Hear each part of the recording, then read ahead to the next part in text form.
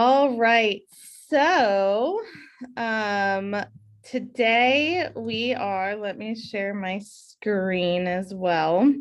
We're talking about my mega open houses. Now, there's obviously regular open houses, and then there's what I've learned to be, which is what I considered mega open houses. Now, understand that I did regular plain Jane, what you probably know as an open house when I first got into the business. And they do work. Okay. So it's not like doing those is bad. I got pretty much a client off of every open house when I did open houses in 2010, because that was my only main source of business my first year. 90% of my business, which was 52 deals, came from my open houses. But here's the thing, I held 3 to 4 a week. And if you're anything like me now in 2022, there's just no way I could hold 4 open houses with my schedule anymore, nor would I really want to. What triggered me to do open houses, though, because I knew nothing about real estate coming in, I was talking to a mega agent because I went around my office and picked everybody's brain that would talk to me. And one of the top agents was like, "You're not going to get business sitting in the office." Now, I don't necessarily agree with that anymore. 2022 is a very different time than 2010. Technology, Facebook was still a college thing back in 2010. There was no Twitter, there was no TikTok, there was Instagram, but it wasn't the same back then. So I don't necessarily agree with that statement, but that is what triggered me to start doing open houses, because she's like, you can sit in this office all day long and you're not going to get business. If you sit in a house and work on your database, work on your building your business, listening to training videos, there's more of a chance of getting a client in an open house than there is sitting in the office. And I agreed with that. Like, it made sense to me. And back then there was a ton of foreclosures, short sales. And so houses were vacant all over the place, and people were interested in picking up these deals. And so that's what I did. I bought some signs, maybe like 10. I started putting balloons. Like, I did what I thought was the right way to do it, which is what you typically see people do. Tie a balloon to every sign. Half of the time they deflate or blow away. They have food at the open house. They put 5 signs out. They pick a house in a gated community. There's all these tricks that I've learned and I'm about to teach you today that I realized in my first year, I need to work smarter, not harder. So to reiterate, basic open houses worked. They just didn't work as well. They didn't work as fast. I had to do more. I know you're in training. I love when agents text me during training saying, "I know you're in training, but." Okay. So they do work. Like, if you were to do an open house today, put 10 signs out, I'm sure you'll get people because inventory is low. But what if you could get 50 people in your open houses? What if you could create multiple clients instead of maybe hoping for one? And that's what we're going to learn today.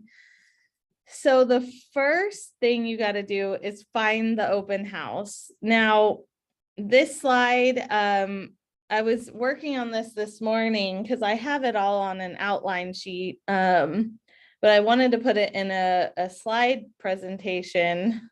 But as I was typing this, I'm like, this presentation that I put together 6 years ago is not as, it's relevant, but it's not as relevant in a seller's market. You have to understand what market you're in when it comes to your lead generation efforts. If someone told me to hold mega open houses as my main source of listing, of lead gen right now, I would tell them no. Like, I don't feel that this is the best way, at least for us right now, to make all my money in real estate. Now I'm going to share with you why. In a seller's market, do we have high inventory or low inventory? This is interactive. Low. Thank you. So when there's low inventory, what naturally happens is you get all these people to your open house, but at the same time, a lot of them already have agents. So when they come into your open house and they're coming in more of desperation, and 9 times out of 10, most of them have had an agent and potentially have had an agent for months. They've written multiple offers and all of these things. So I have found, and I've been in 3 sellers markets in my career already, and I have found that open houses tend to be less effective on getting buyers during a seller's market, because that's the number one reason. Number 2 is there's less houses to hold open, and agents are more, I don't want to use the word greedy, but I want to use the word greedy because listing agents typically in a buyer's market don't want to hold open houses. They find them unappealing, unproductive, and so they get other agents to hold their open houses. That's in a buyer's market. In a seller's market, listing agents love holding their open houses because they get a ton of traffic. If they list a house on a Thursday or Friday and hold the open house on Saturday, they get a ton of traffic. They potentially can double side the deal easier that way. They feel like they're doing something for their money, because let's be real, in a seller's market, we ultimately have to do less to make the same amount of money. That's just the way it is. But if you can sell in a seller's, if you make it through a buyer's market, you've earned the right to sell in a seller's market. And when it shifts back, if you don't know how to actually sell, then that's when those people get phased out of a seller's, from the seller's market, because a lot of agents come in during a seller's market. So, and holding the open house typically makes the listing agent feel like they're adding more value or actually working for their seller. I do them whatever market we're in, but it's about being smart. Again, no matter what market it is, when I choose the house, I'm smart about it. But we do find that there's less opportunities to hold open houses for other agents, because typically the listing agent wants to hold the open house themselves. So you have to get a little more creative than in our brokerage. The reality is our listings are not as high as maybe a 500 agent office. And so when they do come, typically the agents do want to hold their own open houses. And there's just less to choose from. So there are a couple ways I'm going to go over to try to find an open house to hold if it's not within our brokerage or it's not your listing. But the goal is to have it be your listing, right? That's, you want to get a listing and then hold it open. But if you don't have a listing, the first obvious choice is go to HAR. So we're going to go to HAR and I'm going to show you what you can do. Can I stop you for 1 second? I'm sorry. Mm-hmm. Okay, so I had absolutely no idea that we could do open houses for other agents at other firms. I thought that was like a conflict of interest or something. So some brokers don't allow it. Okay, so it's by brokerage. It's by brokerage. So okay. I know Keller Williams is against outside agents holding KW listings. Now, with that said, I have personal relationships with a lot of KW agents. So some of them will still do it and just quote unquote not tell the broker. Typically your 100% companies like Champions and Realty Associates, they don't care. Their brokers aren't super involved.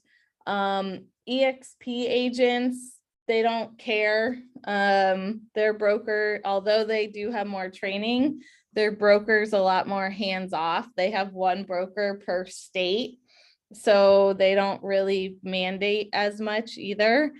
But your ones that are maybe like a Gary Green or Sotheby's or Compass, or the ones that have kind of more of that luxury, not hybrid, I would say more of the hybrid models, they're less inclined to let agents hold open houses. Yeah, okay. Yeah, because I know Sotheby's definitely didn't, and I thought that was just across the board, but apparently not. Okay.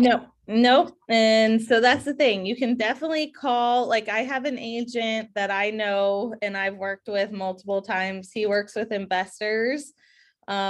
He is with Realty Associates and he could care less if my agents hold his listings open. So anytime he has a listing coming, he'll text me and be like, hey, do you have an agent who wants to work this listing?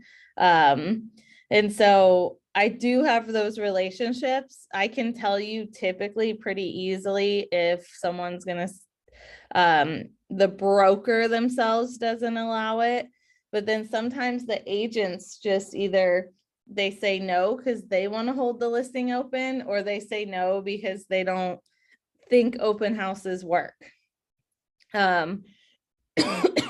Then, so obviously it's a conversation around, well, it may work. The stats are about 2% of the time does an actual open house sell a house. So the stats don't necessarily support that open houses do work, but they work to get clients. So if someone tells me, well, I don't agree with open houses, is that you or is that the client? And does it really hurt to have one? Like if the client, your seller, is open to it, does it really hurt for me to hold an open house? Is how I would approach exactly that. Yeah, they're not out anything. I mean, it's not like, you ask them to provide the food or anything like that. So correct. And please never pay an agent to hold an open house. Never agree to give splits, never agree to pay them. Like they shouldn't. There are some agents who try to get you to do that, and I do not agree with that. So if someone actually says, okay, well, I want 20% off of every buyer that comes through, then you just move on. Don't agree to do that. Okay. So how would you go about finding one? Here's the traditional way. I'm going to give you guys the non-traditional way after the traditional. And in a seller's market, the non-traditional is really where I would want you to focus. But I'm going to give you the quicker way, the most common way agents try to find open houses currently. So it's pretty easy, right? You do a search. You can, in this case, I go to all properties because you might want to hold a listing on a townhouse, a condo, a high rise, a country home. So I would do all properties and then quick. You could do active and coming soon, because coming soons, maybe you can set up, hey, Mr. Agent, you don't want to hold it open. It's coming soon on Friday. Let me hold the open house for you on Saturday. So in this case, I would check active and coming soon. Do any type of property that you're willing to hold. So in this case, single family, townhouse, condo, country home, and I put mid-rise, high-rise condo. I don't work downtown, so I most likely will not have a high-rise, but if that's something you're interested in, you could obviously check it off. Now you could say, okay, I'm wanting to only work with $300,000 to $500,000 properties. For me, it's not about price point, it's about location and the best accessibility for a property. So I focus in North Houston. So if that's my focus, I'm going to go to area. I'm going to do 14, 15, and 14.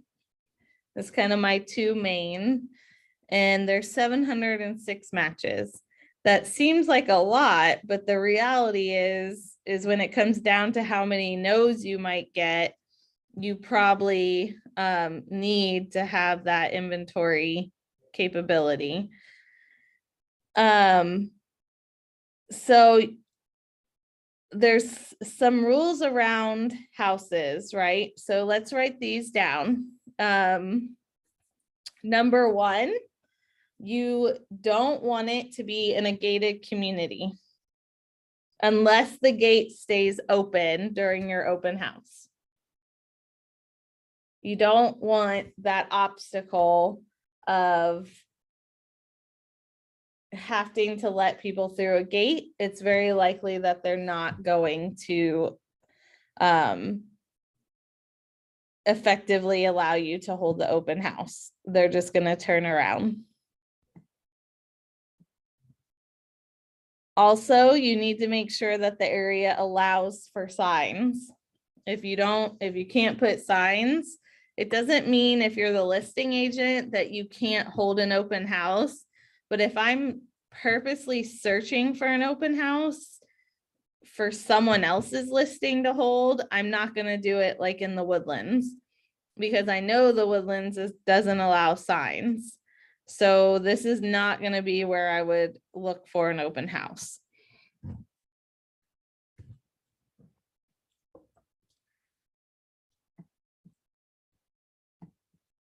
Number three, you also want it to be a area that people actually want to live in. So for example, like if I'm going to do a Conroe listing, I'm probably not going to do Cut and Shoot or Grangerland or Waverly. Like, it's not that people don't want to live there, but majority of people don't want to live there. So I'm going to go to more hot areas, like off of 1488 or 105 or even 2978. Over in Magnolia is popular, but maybe not like downtown Magnolia, but down here where it kind of turns into Tomball, Magnolia border, where it's more country and land and acreage. So you don't want to do it to where it's a completely outlier area. When you get into like the more east side, as you're getting more and more country-ish, it doesn't allow for the opportunity to get as many people to come in. So that's number three. Number four is you never want it to have more than 5 turns from the main road. Preferably 3 is your goal, but no more than 5. So what do I mean by that? Let me find one. So some of these neighborhoods that are like super big, let's go into like Wood Forest.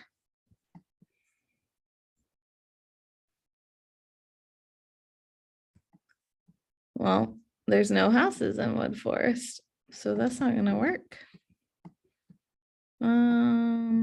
Let's see.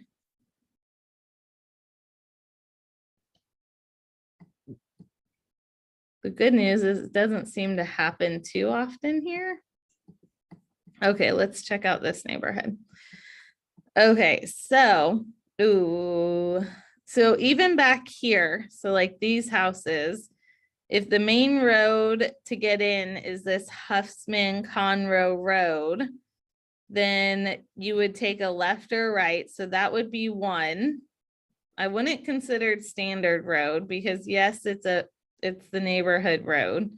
So Huffsmith Conroe Road is the main road. So you do one here and then one on this Sophia Forest, and then you can bring them down. And so that's 2, and then 3, and then 4. So you're right on the cusp of 5. So right there, it's okay. Let's look at, I mean, these, you could just send them down here. And so it's 1, 2, 3. It'd be 1, 2, 3. So none of these actually, all of these are fine.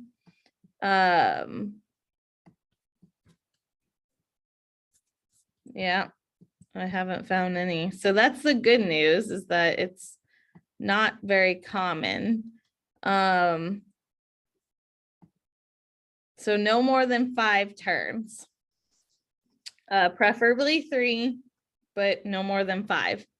If it's beyond 5, again, the only reason I would consider it is if it was a listing that I just really needed to do because of my clients. But normally, if I'm in a situation where I have multiple listings coming, then I'm going to pass off that listing to someone else, and I'm going to hold the more effective open house for myself. That's just how it works. Rule number, what, we're on 4, right? Rule number 4. You don't want it to not have parking. So let's take this for example. This is off of the main road, Huffsman Kirkendall. If I open it, let's look at, this is gated, but it's a personal gate, so you could probably leave it open. Because there's no, like, it doesn't really have an effective turnaround, this would not necessarily be an attractive open house. It is and it isn't. It's a house that probably is popular right now, so I would still hold it, but I would caution that you may not get the 50 people that is the goal because of the parking situation. The harder it is to allow for parking, the more likely people are not going to stop. Because remember, if someone's super serious about buying that house, it's very likely they have a realtor already. Those aren't the people you're targeting. You're targeting people that are looking and need the help, that are either starting their journey, or they are just looking on the internet. They've been stopping at open houses and there isn't a realtor that converted them yet. And those people are just going out to just see what the inventory is like, what the prices are like. Those are who you're really trying to pick up. And so if someone's there because they've saw the house pop up, 90% of the time they have a realtor, and they're just coming because they couldn't get in with their agent until the open house. And so the agent sent them to the open house and they're going to go back and make an offer with their agent if they have really set their eyes on it. So make sure that there's enough places to park, even like street parking. So in regular neighborhoods, so if we go back to like an actual neighborhood, so let's do this one. If I look at the aerial, they can park along the street, right? So this is a regular neighborhood. If they don't want to park in the driveway, they can park on the street. So this would be fine because there's ample ways for people to just park on the side of the road, get out and leave with no problem.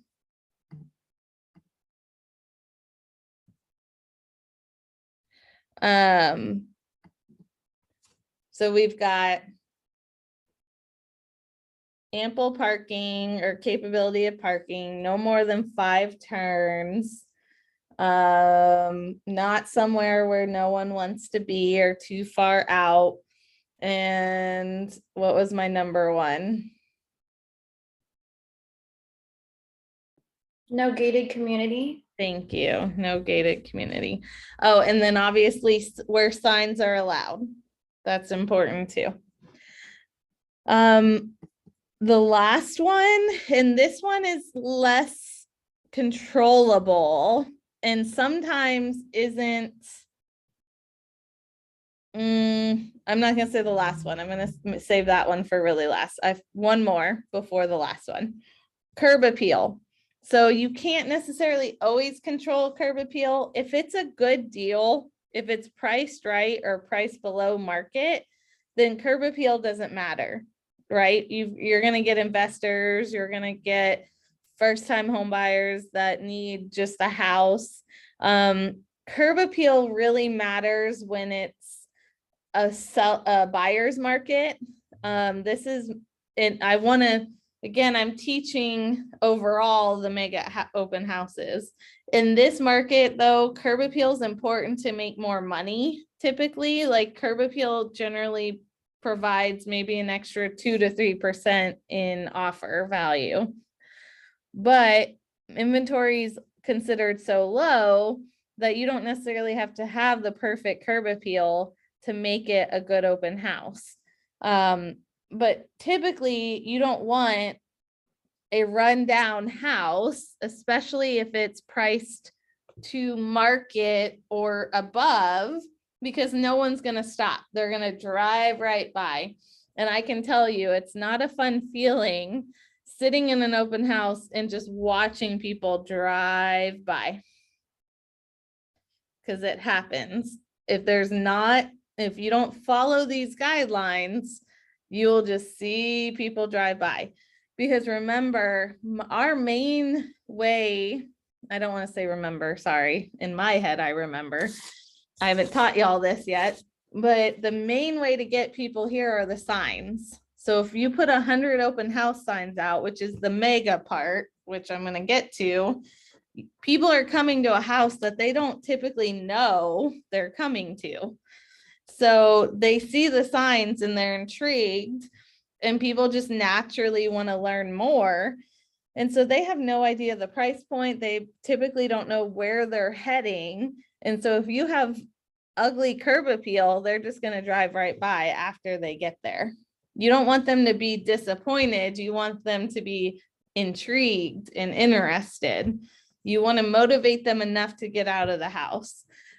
So if it's your listing and there's poor curb appeal, but it fits the other items, then get your client to work on the outside of the house prior to your listing. Or you, depending on what it is, you may have to spruce it up a little bit, bring some 2 potted plants or something and put them outside. I don't know, but curb appeal is more important in a buyer's market, but it definitely helps in general. The last one is location, right? So we've talked about like the turns and parking, but when I say location, I mean not next to a junkyard house or a cemetery or a giant water tower in the backyard or an apartment complex in the backyard or next door. Location, location, location is 100% true. And so if they're driving because of mainly signs and they drive up and see this major eyesore of whatever it is externally, then you've got a problem. So I say that's less controllable because if it's your listing and your listing is next to a cemetery, which I've had happen, and that's why I'm using this one as an example, you can't really change the fact that it's by a cemetery. Now, again, if this isn't your listing and you're picking them, don't pick a house by a cemetery. Don't pick a house by an apartment complex. Unless they're listing it like 100,000 below market and it's a deal. That's the only way it would make sense.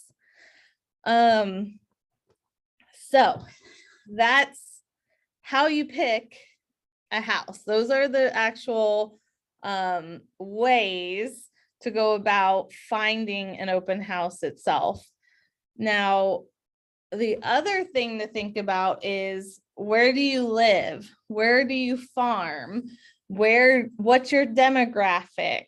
I don't think, like, let's say, Brittany, I'm going to use you.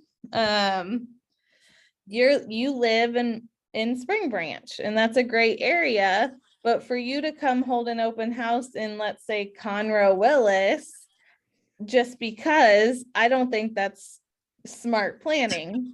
I don't either. Try to start where you live. Again, obviously, if you get a client and you have a listing and it's a good listing to hold open, if it's not a good listing to hold open and it's 45 minutes to an hour from you, I would pass it off to someone in the office. That's just my personal feeling. I've done enough of them. If you're wanting to build experience, then great. But when you see what all we do for an open house, it may not make sense for you to do it that far away.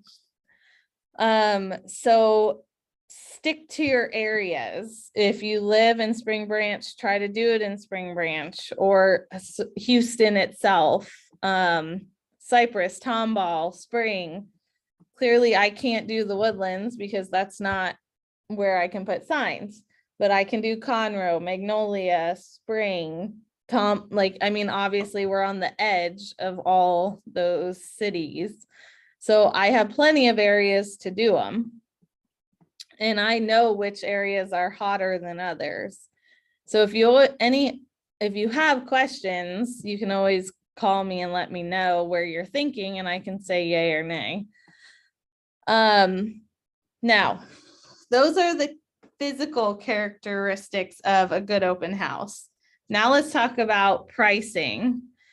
You don't want something mega overpriced, because again, your whole goal is to have people come in and be intrigued about the listing itself. And so with that being said, let's just do an area. We'll do this area. There's 20. How do you tell it's overpriced? It's the days on market is insane. So unless the client or agent says that the seller is going to do a price reduction, I would not go and hold a house open that's been on the market for 75 days. Well, that's a manufactured home, so I wouldn't do that either. Oh, there's a lovely one. Who wants to do that? I'd be sitting outside. okay, here's a good example. This is a nice neighborhood. It's a very attractive area. It's an attractive listing, in my opinion, knowing what people want.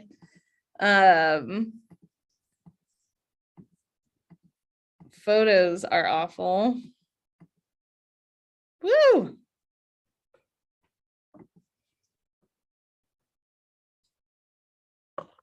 It's like, why don't you just do 3? Just do the 3 or 4. Don't have to get fancy with it like that.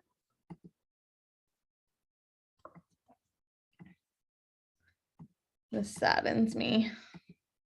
This could be a really pretty house.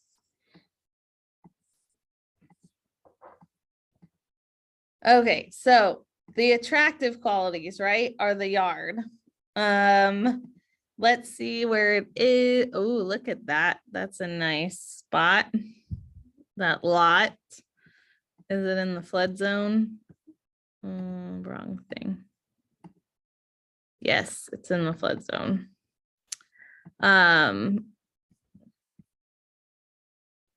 Motivated sellers. I love when people write that and then they've been on the market for 200 days.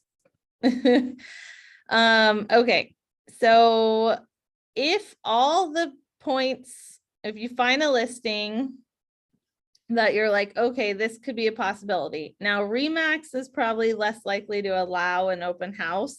So we're going to pretend like it was someone who would allow us to do it. But that does play a factor. If you see that, oh, it's KW or RE/MAX or Compass or something, that Sotheby's, someone that you're just not going to be able to do, Lewis, then you just move on. But let's pretend like this one would potentially allow it. Like we aren't 100% sure if they're going to say no. So if on the map, so the main road, let's just say this is the main road. Grand Pines, you've got 2, no, it doesn't connect. So yeah, this is the main road. So 1, 2, perfect. Only 2 turns. This is a great like area to put out signs because you have a lot of big crossroads and small, like this would be a good area for that. You only have 2 turns. It's a big lot. House wise, it's not a bad like listing to get into. So it fits all those boxes, but what about price? So you're gonna run a little quick CMA. Now, if you please watch my CMA class on YouTube if you aren't savvy with this yet, practice it. But you would want to run a quick CMA. So 3,800 square feet, 3 acres, 3.3 acres, 2007. We obviously know what condition it's in. What did they have it under country homes? That's the other thing with these country homes, like 3 acres, some agents will put it in single family. So with this type of property, you may have to run both types, like single family and country, because some agent, you get to choose as an agent. So let's see.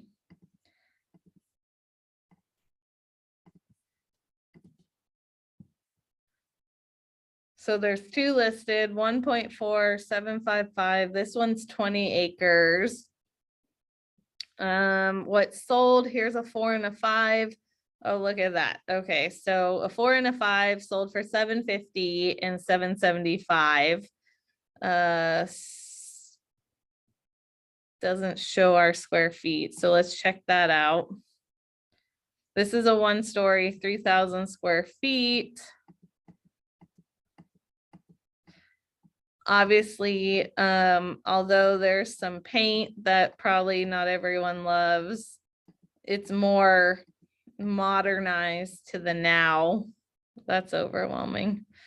And it has a barn and a pool. Oh geez. That's not helping. That one sold for $750. This one, ooh, they're in trouble.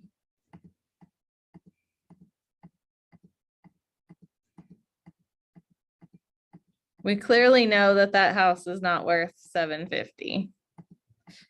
So this one is 2006, same square footage, 2 more acres, sold for $775. You're looking at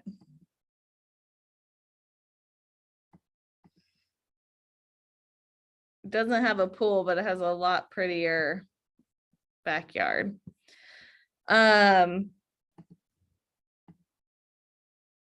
Yeah, this is a no, unless they were like, we're about to do a major reduction to $699, you would not do this listing. And so you would move on. Now here's the thing, those listings are more inclined to hold open houses because they think that it would get their house sold. So you would get an easier yes, but then you would spend the same amount of work, the same amount of money, same amount of time and effort for a listing that's not going to be effective. Even in this market, people don't show up to listings that have been on for 196 days unless there's a huge price reduction. So that would be the only way I would agree, is like, if I knew someone was going to do a price reduction, and then I would hold it open. So then you have to move on. You go back to your previous search. And I'm not going to spend all our time doing this because obviously that will eat up the whole class. But going through, oh, that's pretty. That's a me house. New construction, that's always a good idea if it's a builder agent that has like 100 open houses or 100 houses, then it might, yeah, I want to paint my house that color. So let's see, but it's been on for 200 days. I wonder if it's actually done. Like if it's not done, then obviously you're not going to hold it open. Did they stop? List date. Usually there's a completion date, to be built, under construction. It doesn't say.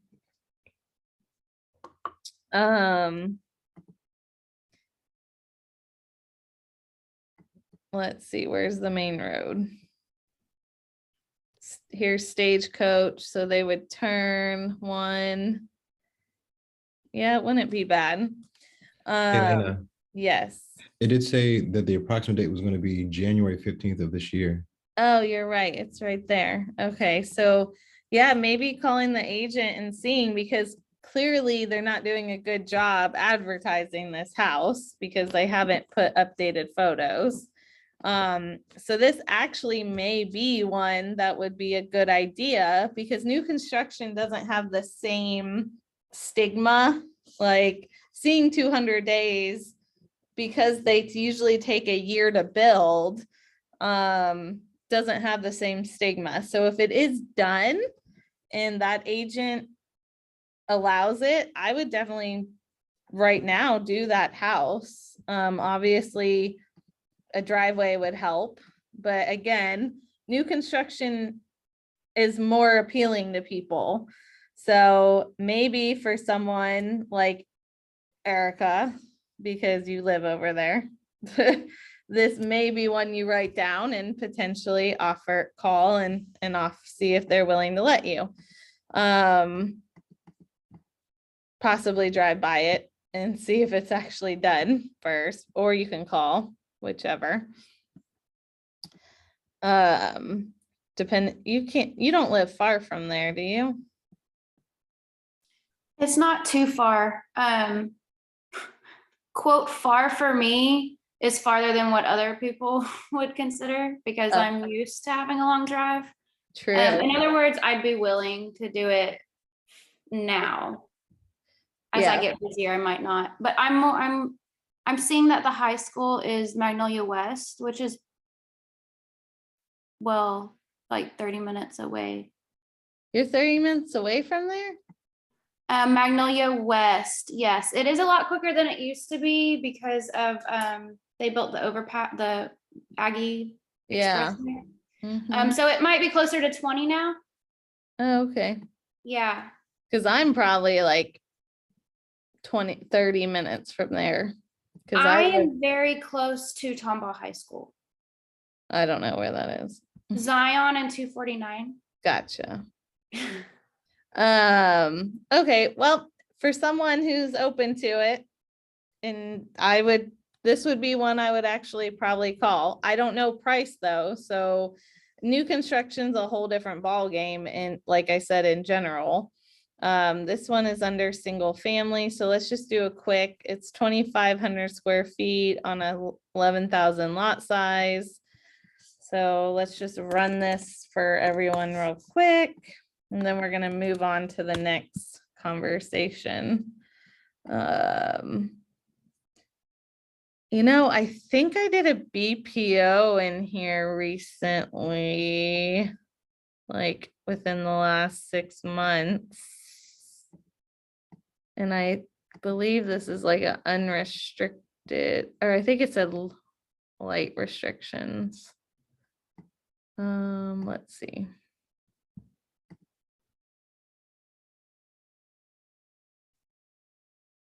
So there's one pending for 650. It's not new, but it has outdoor kitchen.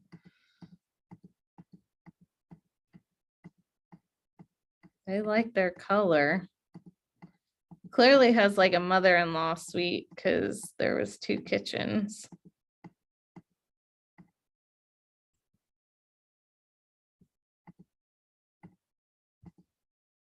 How many acres is this? Yeah, so this is the acreage. This one is sold for 465.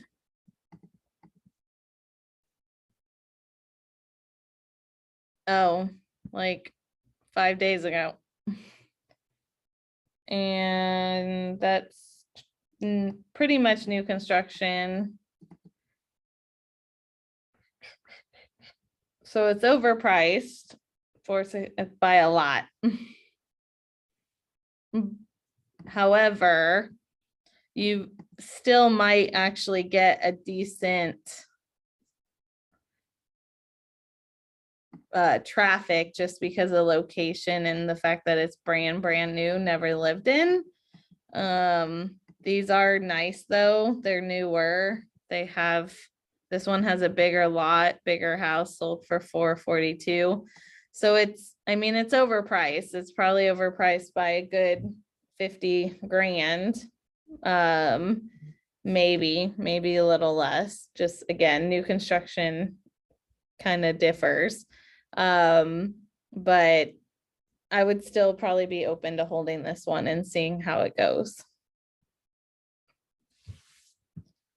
Okay, so now next phase, let's say you find, let's go into the non-traditional way now. So this is the way that I would actually recommend. Because this you're gonna have to do a lot of digging, a lot of research, a lot of calling to find one person, one agent to agree to it. So let's find some non-traditional ways to do it. Number one, home builders. So like this is a new construction. There's also small home builders. There's also big home builders that actually will allow you to hold houses open. So that's one way to go, is to go talk to home builders and see if they will allow you to hold a mega open house. And when you explain all you do, it is intriguing to people. So a small home builder like this is going to be more interested potentially than maybe a big one that has sales reps on site but I have had agents hold them for the bigger guys too. It's just all about just making the phone call and asking. The worst they can say is no. So don't let that stop you. So home builders is an option. A second option is going and calling expireds or terminateds, find out if they're still interested in selling.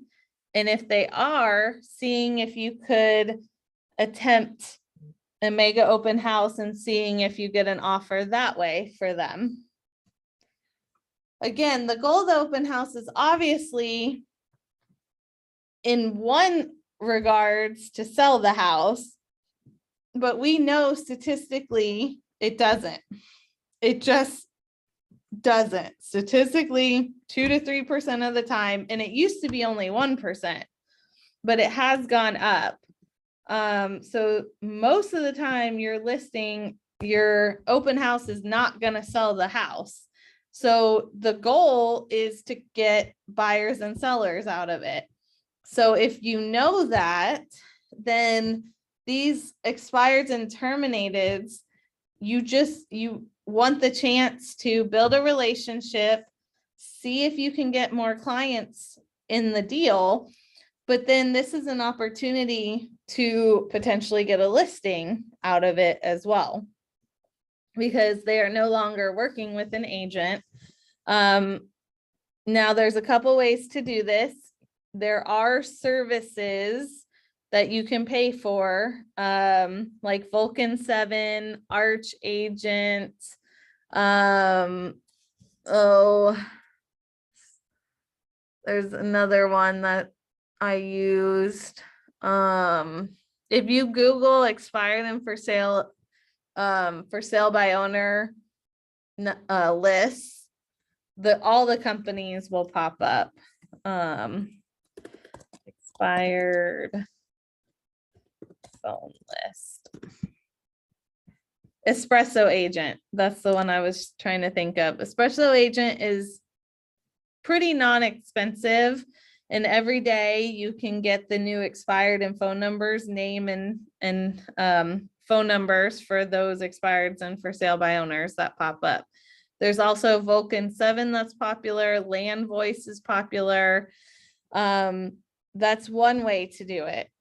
You can also pull numbers neighborhood wise. So it's more than just for sale by owners and expired. You can actually do a geographic phone number poll if you wanted to. Or you can just go knock on their door if you're so bold and ask if they are still interested in selling and if you could hold a mega open house for them. So that would be a faster way, because for sale by owners and expireds get a ton of phone calls. So hold on one second, guys. Okay.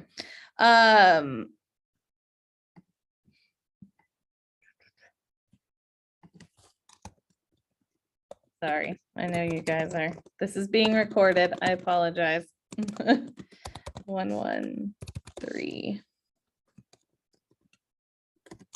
Someone's moving in today. 3, 7. Okay, so you can call expireds and for sale by owners. Now and it's terminated as well. So they will send you the daily, like once you sign up today, let's say, they'll start sending you today and on. But really you could poll. So let's do single families and do terminated and expired for the last 100. We'll do 6 months. And let's do 7. We're just going to do where I do a lot of my rentals. And so there's 96 expireds and terminateds here. Now you do have to go in and make sure they haven't sold, like, because a lot of people will terminate and then relist them to get the days on market reset, or some expire and then an agent convinces them to relist and they get the home sold. So the way to find out is to go up to Property Archive, either this button or right here. And you can see the dates. So, oh, that's interesting. Did they flip this? It's sold. Oh, that's a rental. Sorry. It rented. So they ended up renting it, and it's gonna go back on the market, probably either get re-rented or they're gonna try to sell it again when the tenant gets out.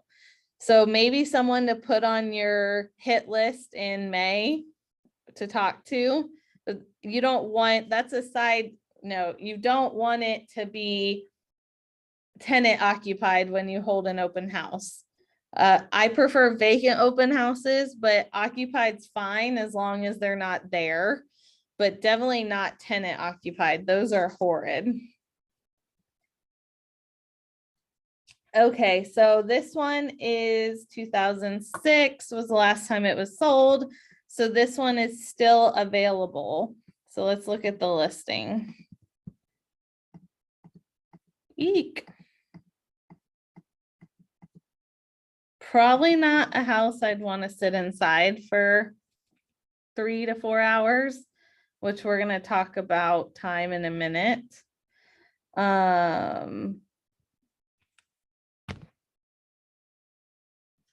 So going through, this one doesn't look bad.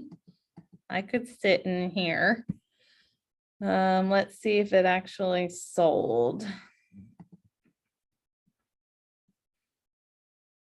It expired twice.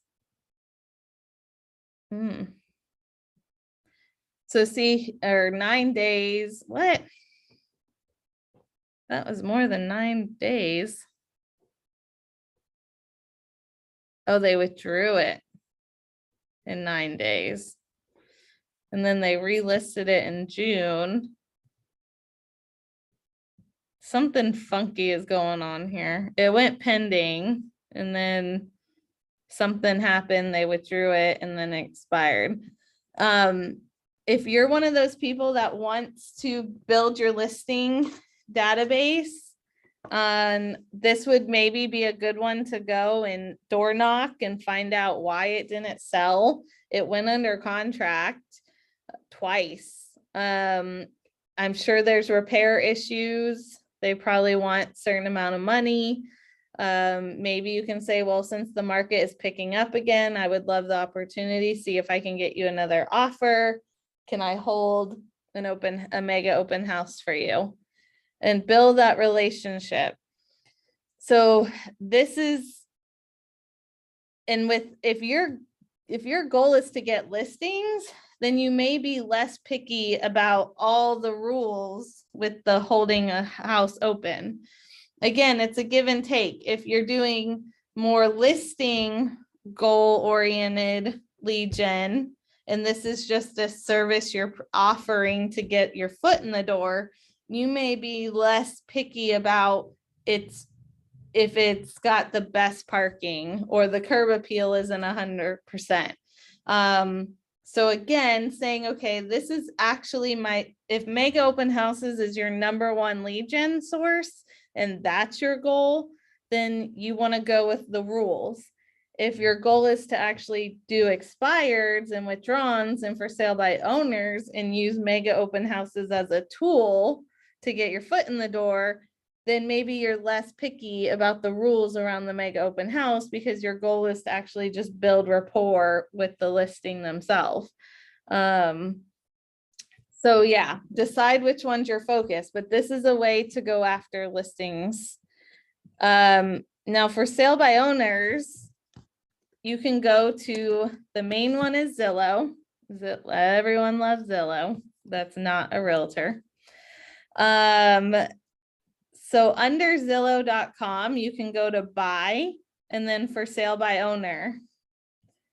And look, you have a ton of listing opportunities right here because they actually have phone numbers. So if, let's say this one, since this is kind of the area we've been hanging out. Oh, this is land. Never mind. Okay. Interesting, new construction. So, property owner, this property is for sale by owner and Zillow Inc. is displaying on owner's request. And you can contact agent, no. So the property owner and the phone number. This is Hockley. Obviously, I'm not saying work Hockley, but this is an example that if you go down and look at listed by, it will give you sometimes their name, but definitely their phone number or email.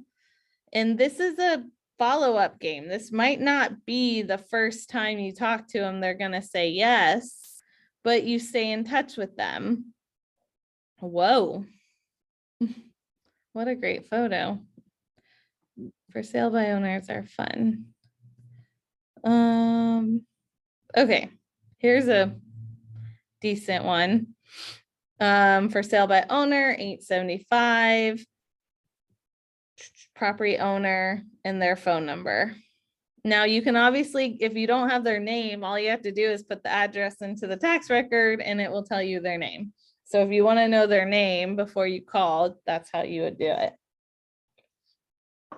For sale by owners are a little moodier, in my opinion. Like they've gone for sale by owner because they're choosing not to hire a realtor. So you need to be a little more equipped. I would do a CMA on the property prior to calling. I would look at the history of the house before calling. Because for me, I like to be prepared. Some agents don't believe in that. They just make the phone call, ask the question, hang up if they say no. I like to try to be a little more just communicative in my approach. So I get a little prepared if I'm making phone calls to for sale by owners. This was definitely something I did.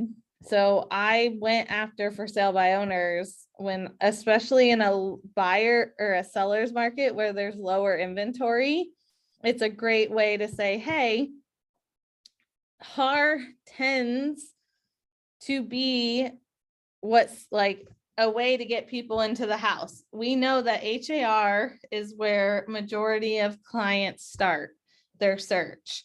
So no, we can't put it on HAR without a listing agreement. However, we can promote it on our social media. We can send it out to our database, our agents. We do a mega open house with signs, and that's how we get people in. Now, if I do this, then and you are then interested in working with me further, if we don't get you an offer, I would love to sit and talk to you about potentially listing. But one thing I say to them is I will not ask for your listing until you tell me you're ready. Like I am offering this because it helps me potentially sell your house. And it also helps me build my database. And I'm very honest with them. Like, I don't know if this is going to sell your house, but it doesn't hurt to try. Here's the thing though, they have to agree to pay me commission if I bring them a buyer. Like, so I asked them, are you willing to pay 3% if I bring you a buyer? I would represent the buyer, not you, but would you be willing to pay me 3%? And if they say yes, then we move on to the conversation of how it works and when and coming to see the property and all that. But if they're not willing to pay a commission, I move on. Now I may, if this is a way for your lead gen, I'll put it on my list to say, hey, if it doesn't sell in a week or two, I'll call back and offer it again. So you could do this just as a one-off, but consistency is key. It's typically 5 no's to a yes. So if they tell you no, the first time, I wouldn't take that as no, not ever. I would just say no, not right now. And so a week from now, they may be a little more desperate. And a week from now, they may be really desperate. So if they say no the first time, don't let that discourage you from calling back the following week and saying, okay, well, I know you weren't ready last week. How about this week? Are you ready for me to hold one now? With all of these people, there is a form. And can you guys see my dot loop? Is that what's on the screen? Okay, perfect. There is a form and it should be under your Houston Associate. It might be a TREC form. Yeah, okay, it's a TREC form. It's called Agreement Between Broker and Owner. Here, or registration agreement. So before you get them, before you hold an open house, you do have to have them sign this.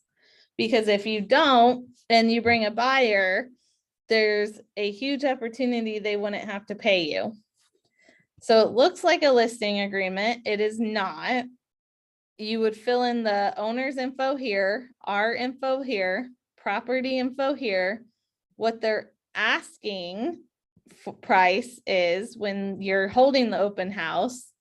Then you're gonna leave this blank, and I would put TBD,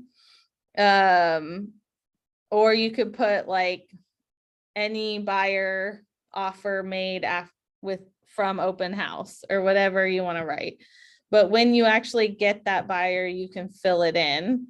The term would be, it could be a 1 day. I would probably do a week agreement, but it would start that day and like go past the open house, so that if someone made an offer after seeing the house, that you would still be under agreement. This is if you agree to a commission of whatever percent. This is the lease, who you would represent,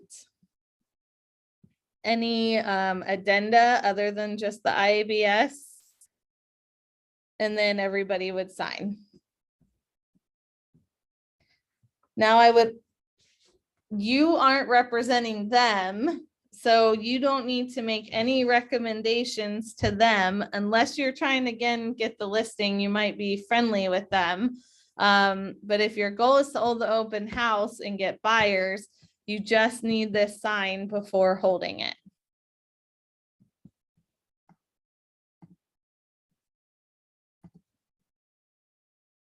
Any questions around that?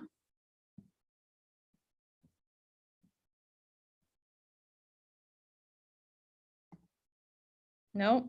Okay. So first sale by owners expired, terminated. If you're gonna hold that open house, you're gonna want that form signed.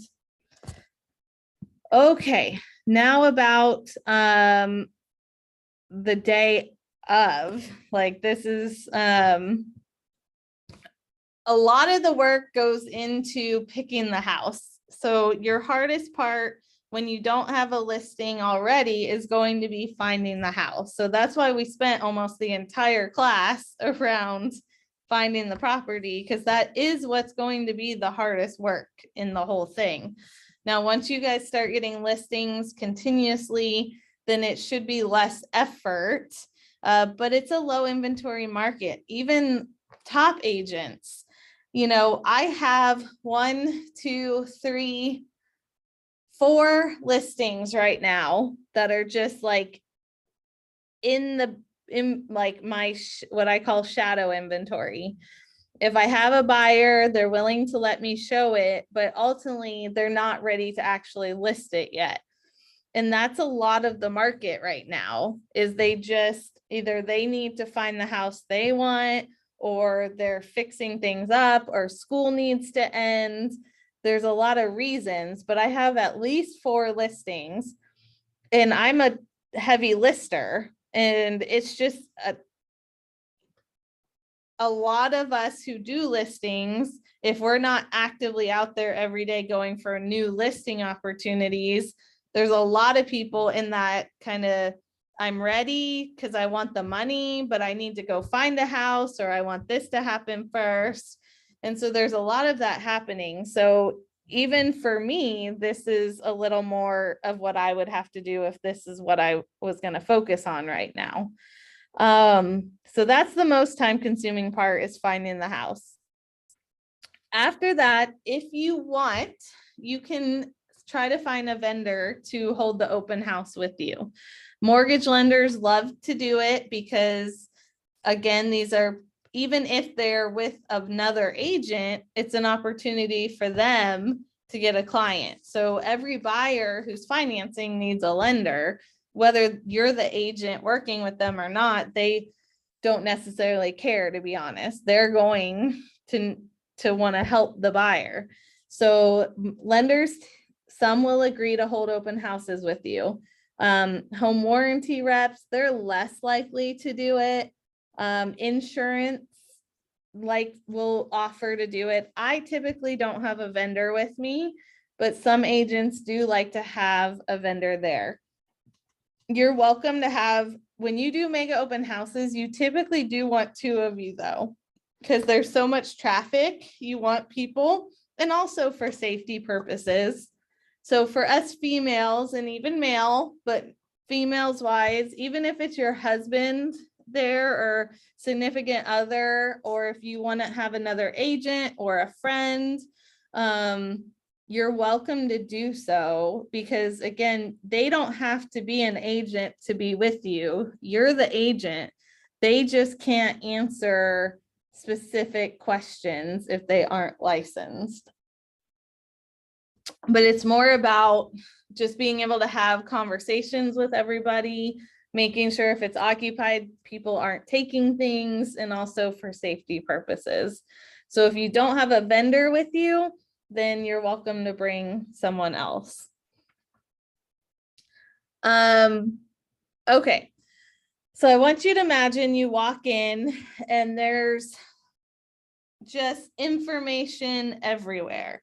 Now, I did a lot of flips. I did a lot of short sales. I did a lot of foreclosures. So this was a little more okay in that market. I used to tape things to the wall. Like I would get there an hour and a half early and tape information to the wall, like actual sheets that people could pull off. If it's an occupied house and more of a resale environment, I don't do it that way. I typically leave stuff on counters, or I have a table, or I actually used to get easels, and I created, and they were super branded to KW, so I ended up throwing them away. But they had all the like themes of my rooms with information, and if you wanted more info, text this number, and that text generated their information to go into a database to where it said this person wants more information about school information, or about this neighborhood, or about this price point, or about new construction. And so that's when you get bigger. I'm not saying you do that today, but if you're doing these as consistent as I was, you start automating stuff to make it more systematic for you. Right now, you just want to have information to get people to stop. Does anyone know the average time that someone stays in an open house? 20 minutes. 20 minutes. Erica? I was gonna guess 15 minutes. Okay. I think Lewis, are you on the phone? Yeah, Lewis is on the phone. It's 7 minutes. Wow, that's crazy. Yeah, and it used to be less. It's now 7. And that's a problem. I don't know how you plan to convert someone and build rapport in 7 minutes with someone you don't know that may not trust you yet. 20 minutes is more what I feel you need to build some type of rapport with someone. And so how do you do that? You have to keep them in the house. You don't want them to leave. You want to have more opportunities to have conversations. How do you do that? By adding information. You can't just talk to everybody, especially with 50 people. So you got to stall them. And so what I do is I theme every single room. Now, the most important room for me is the main area where I can see kind of everyone go in and out. I can potentially have conversations with as many people as interested. So I stay in like the living room or the kitchen, whatever's the most accessible room. Based on the layout, you'll know which room is the most accessible to the front door in the kitchen. And so that's where I stand. And that's where the neighborhood information is.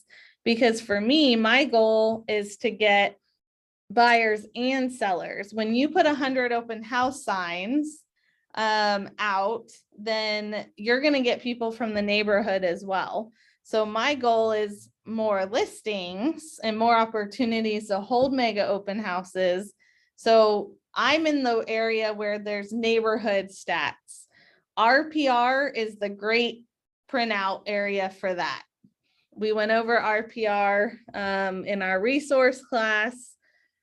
It's on YouTube, rewatch it. If you, there's classes on it at title companies, but that's a great resource that I've used to print neighborhood info. You also MLS sheets. So I'm old school. I still do paper. Some agents got super techie with their open houses. You do what you want. I still do paper. Paper just, I know it's not environmental friendly, but it's still that kinesthetic like feeling of touching something. And so I print out MLS sheets, I print out tax information. I'll print out and like have a lender do an estimated net or loan sheet, or you can use one of the title apps to do that. School information. I print out a CMA and have that ready to go over a CMA with a potential buyer if they want to talk about it. And then the next thing I do is like outside of that, then there's the themed rooms. So new construction room. So what you can actually do and what you should is you should set up this open house a week prior to having the open house. So all that week you can prep. And one of the things I did is I went around the area and I collected booklets from the builders that are building around the area so that if a buyer's not interested in resale, then I can help them with new construction. I had a mortgage room. So whoever my mortgage partner was, I would have their booklets. I had an insurance room, same thing. I had a foreclosure room. There are foreclosures out there right now, so there's not as many, but what do I do with that? I actually printed out MLS sheets of homes in foreclosure and laid them out. Again, I taped them to the wall, but right now I would lay them in stacks. And that would be an opportunity for that, for like maybe if an investor comes in and they're looking for properties to flip. Then I had a rental room because again, maybe they can't buy, so maybe they can see the comparable rentals in the market. And then I would also just have MLS sheets for homes in the neighborhood that are for sale, because if they don't want this one, maybe I can show them the house down the street. So I would, if they're like, oh, I really need a 4-bedroom, not a 3-bedroom, I'll be like, oh, well, this house has 4-bedroom. And I hand them that sheet and say, do you want to see it? I can get you in there. Obviously, if they don't have an agent. So just, there's other, come up with rooms yourself. Like there's so much opportunity but information is key. Keeping them in the house for 20 minutes is key. And so you want to be able to effectively do that. And the more information you have, the better.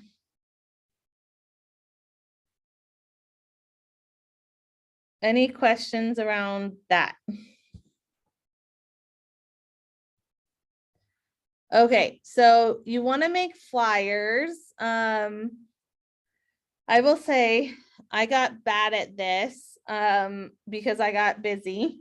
But when I wasn't busy, I used to door knock about my open house. And especially when you do 100 signs, you kind of want to give the neighbors a heads up around it because some do get angry. So if you're doing this, you've scheduled it a week before, probably on Wednesday or Thursday, I would create a flyer and I would go around the neighborhood and let them know that you're going to be holding an open house. There's going to be a lot of signs. There's going to be an increased traffic and they will be taken down. And just please have them, invite them to come and see if they know anyone who wants to come. And it's better to head it up that way because they do come in and some do get angry. Like I said, I've gotten the cops showed up to my open houses a few times. Some were because the cops just saw the signs, but most of the time a neighbor's the one who called. So the easiest way is to go door knock the neighborhood the week before and let them know it's happening. So especially at least the ones on the street, like you really should door knock. The magic number that I've always been told is 100. But at least the ones on the street, forewarn them that there's going to be signs and increased traffic. The day before, you obviously want to, I would make a post in the office, just let people know you're doing a mega open house. I love other agents supporting agents. And so it's always cool to have us stop and support each other. So let people know what you're doing so that they can come out and support you if they have the time. And then you want to do social media. It used to be just Facebook on my outline, but honestly, TikTok, Instagram, LinkedIn, Twitter, Facebook, you want to get it out there, put it in social media, local community groups like the buy sell groups. Make a little video of yourself outside of the house, inviting people to come. Do everything you can to market it, especially if it's an off-market property. You can't just rely on HAR to get them there. So your signs and your social media have to be where you spend your time. You could do an Evite, an Evite registration and post that link all over the place. There's all kinds of things. You guys can get creative. The signs will do a lot of the work, but social media is free and your friend. So use it. If you have your database put together, definitely send out your flyer, your mega open house. Invite your friends, your family, especially when you're new. Get as many people to come. The more people in the house during your open house, the energy shifts. So if there is a serious buyer in there, and even if you have friends and family in there, just coming to support you and walk around, they're like, ooh, there's people in here. So that energy carries through. Now, signs. This is the day of. You need to give yourself an hour to prep, just to be there, prep the house, make sure the signs goes to plan. I put out 100 signs. I believe let me pull up the signs again. I've showed, I think most of you are what our new signs are going to look like.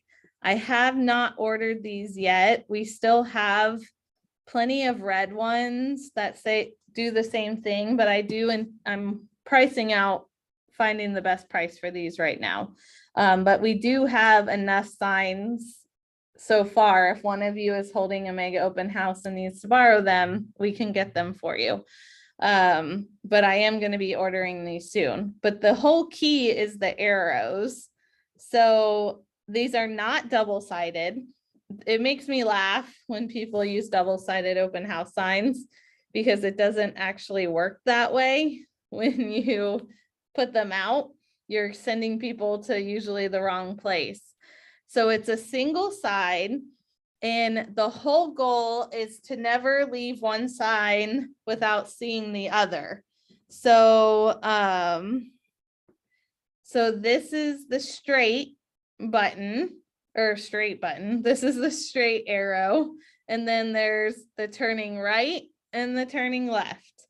So if you are planning to turn left soon, you actually put 5 lefts out. If you're planning to turn right soon, you put 5 rights. You don't want the person to have to make an immediate decision. So you want to give them time to decide to turn right or to turn left. So you use straights to tell them to go forward. And then as soon as they're about to have to turn, the last 5 signs need to be the turn arrow. So what I used to do is I still do if I have one, is I pay someone to hold my open houses or to place my signs, sorry. They take about 2 hours to put down. They take about an hour and a half to remove, but it takes about 2 hours to lay them. I did it one time and I vowed my time and energy was worth more than $75 because that's what I paid someone to do it. So I gave them half when they laid them. Oh, thank you. Half when they picked them up. And so I would meet them at the house, or sometimes they came and got the signs from me early that morning or the night before, whatever works for you guys. But for some, I just meet them at the house and then they go and they start putting signs. They have to start from far away and then work their way in. So the farthest point of the sign. Now, how do I do this? I literally pull up the map and I draw X's on the map and I count to 100. So I will do like for here, and I know this area very well because this is where all my listings are. Let's say this is a great one because it's right off. So if you're driving north, right, I only need them on the right-hand side. You do it with the driving. So wherever they're driving, you only put it on the right side of them. So if you're going on northbound, you're going to put it on the right-hand side here. So then I would do X, or you actually want to start from in because otherwise you don't know if you're going to end with 100. So you're going to start. Am I the only Yeah, one you're on that the can't hard see sheet. a map? Oh, thank you Sorry. for telling me. Okay. It popped up into another screen. Okay. Okay, so here's the map. You should see it. Right? Yes. Okay. So here's the house. So you're going to start at where they're going to be. So if they're going to have to pull into the driveway here, then obviously, yeah, there's the driveway. Okay, so they're going to need to turn. So you're going to actually put 5 right-hand turn signs right here. So you're going to tell basically X, X, X, X. You're going to X5 here, and then I literally write right hand arrows because I want to be very clear that these are right hands so that they don't get confused. Now, I used to color coordinate it, like the right ones I used red, straights green, lefts yellow. You could just right hand turn, left hand, whatever you want to do yourself to make it as easy as possible for the person laying the signs. But for me, if it doesn't say right or left, it's a straight. That was just what I ended up starting to do. And it typically went fine. Sometimes we had a problem, but typically it went fine. So I'll put 5 rights, and then I would just start marking X's again with the driving. So if you're driving to the house, this person's going to be driving this way. And so the signs need to be on the right-hand side. There are going to be no signs on the left side whatsoever. Only on the right on this road on North Spring Drive. So I'm going to start with this turn going in because that's obviously important to get them into the neighborhood. So I'm going to do X, X, X, X, 5 rights right here.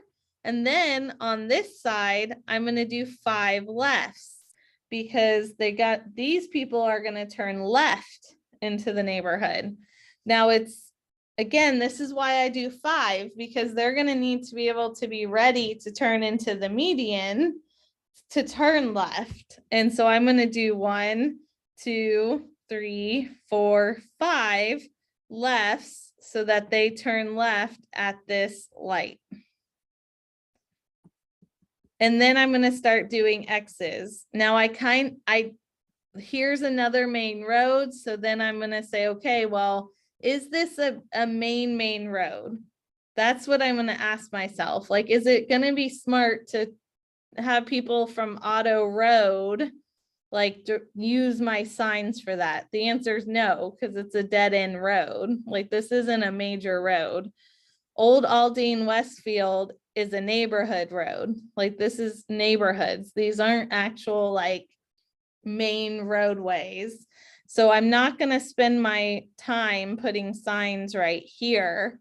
I'm going to use my signs on the main road itself. So then I'm going to do like 10 this way, 10 this way, 10 more this way, 10 more this way, so that I eventually get to 100. And that's the way I do it. Now, obviously, if you look, Aldine Westfield is a straight shot down to Treschwig. So you may not actually make it all the way down to Treschwig on this side. But up here, you hit an intersection of a major road of Cypresswood.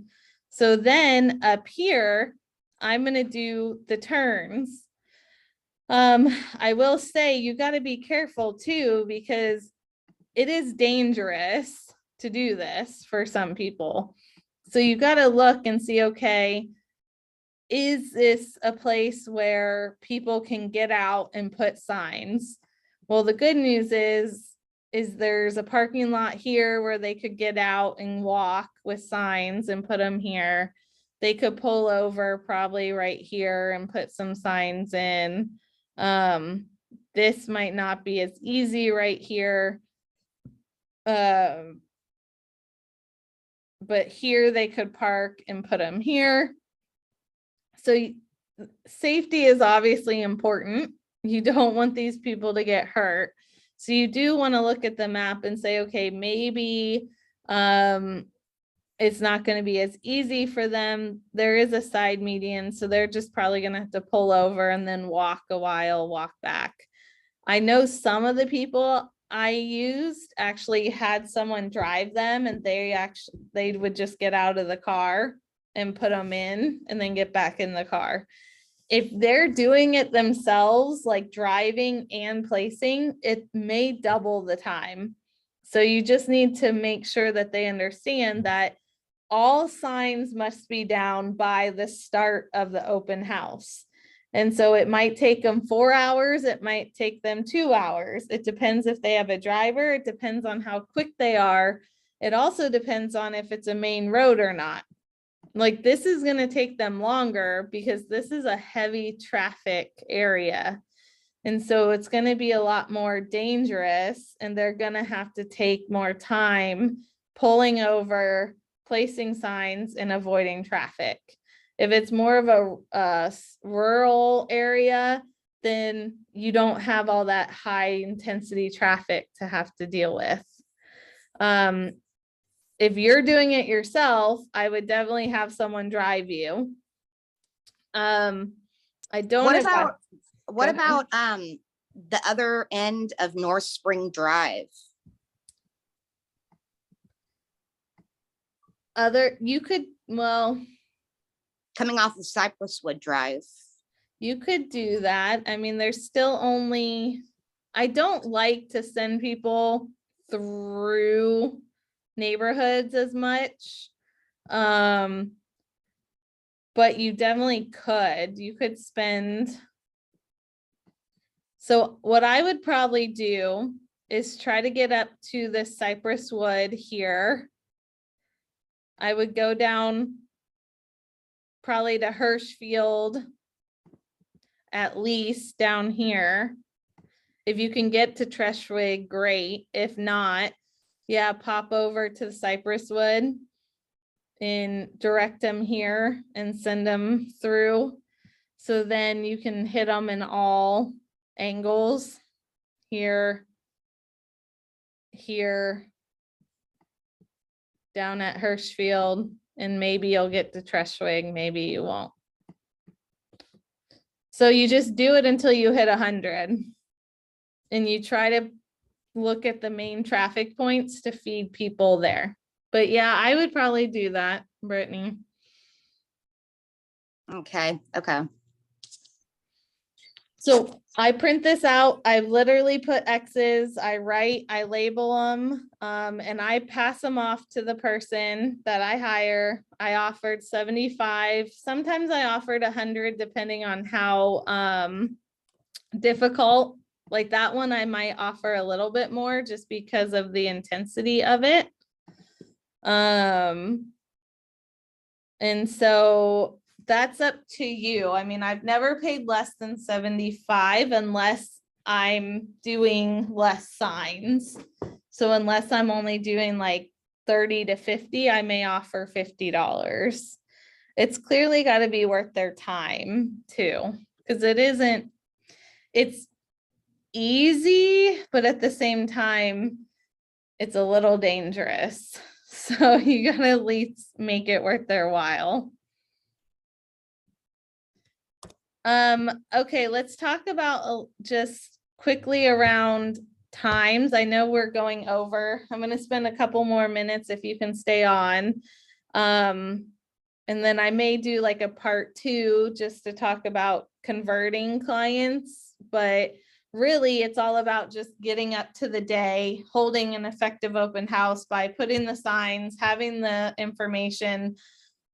Converting clients is a whole nother art form. And so that's probably a part 2 class on converting. But Saturdays, I have learned that 10 to 2 are very effective times. And Sunday, you never do it before 1 o'clock. So 1 to 4 was when I held my Sundays. Some people did like 11 to 3.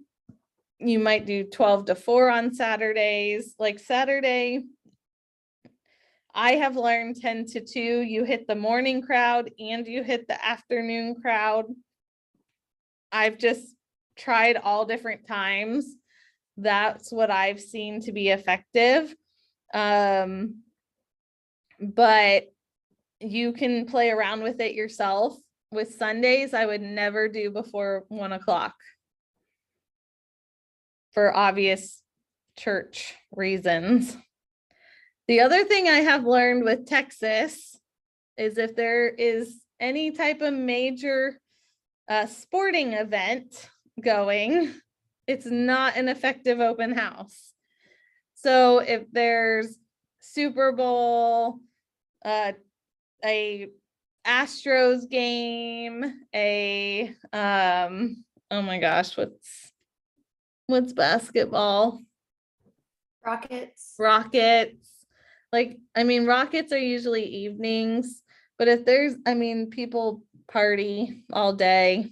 Like, if I have learned that in Texas, it's a lot different when it comes to events like that. Like, if there is a major sporting event, or if it's a holiday, like if it's Mother's Day, now weekends like Labor Day weekend, Memorial Day weekend, those are actually decent open house weekends. I have learned that Mother's Day is a really bad weekend to hold open houses. I've done it twice, and every time I've done it, I'm like, why am I doing this? It just, they fail. They really fail on Mother's Day, which is kind of sweet that people are actually taking the time for their wives and moms. And but Mother's Day has always been a bust for me. And so just kind of look at that, see if there's any type of major event or holiday before you plan it as well, because it may change the outcome to your open house.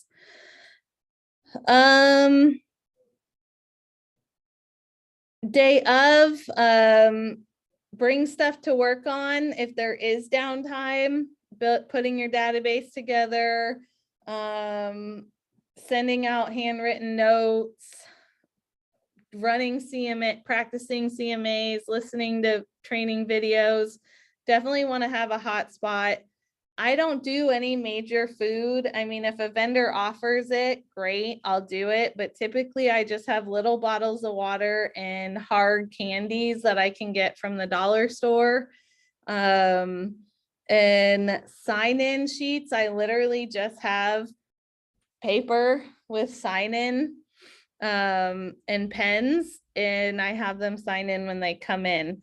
You could do QR codes, you could send them a text, like there's all types of techie stuff to do, but I'm literally like old school pen and paper.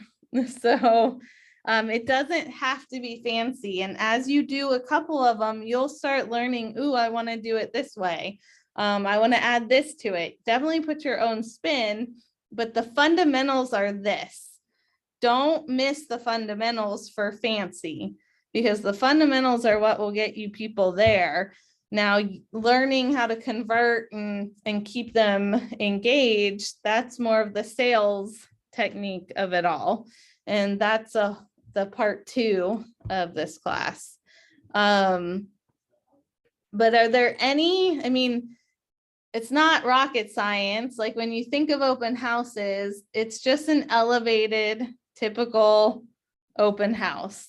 The fun thing is that this isn't something people see at all. I haven't seen anyone do it other than myself. I have offered this training to thousands of agents, and people go a quarter of the way. They'll be like, I'm not going to do 100, I'll do 25, or I'll do 30. And it's like, then they don't keep doing it because they feel like they're not getting the result. Well, you didn't get the result because you didn't do what I said. And so you'll still get people at 20, 25 signs, but you won't get the same energy and feeling when someone walks in when you do 100 signs. Until you do it, you won't truly understand the reaction people give. But you'll pick up sellers, you'll pick up buyers, you'll pick up investors.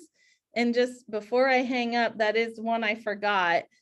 Finding investors that flip. So going on to like the Houston Investors group on Facebook, or events. They have a lot of events, the investors do, and offering to hold mega open houses for them. Because a lot of them will pay realtors when they flip properties. They just either are licensed themselves and they don't hold open houses, or they sell it off market but they are an opportunity to also build your business and hold open houses for. And flip properties always are great for mega open houses. So that's a good networking opportunity as well. Okay, that is where I'm going to end it today. But before we go, are there any specific things you have questions on that I covered or didn't cover? I'm good. Good. Okay, well, we'll do a class on conversion, but that's conversion in general. Just be yourself and be true to wanting to help people, and the conversion in the open house will work. It's getting them there that's the hardest part. So yeah, I hope you guys have a great rest of your day. Thank you so much. You're welcome. Thank y'all. Thank you. Y'all have a good day. Bye.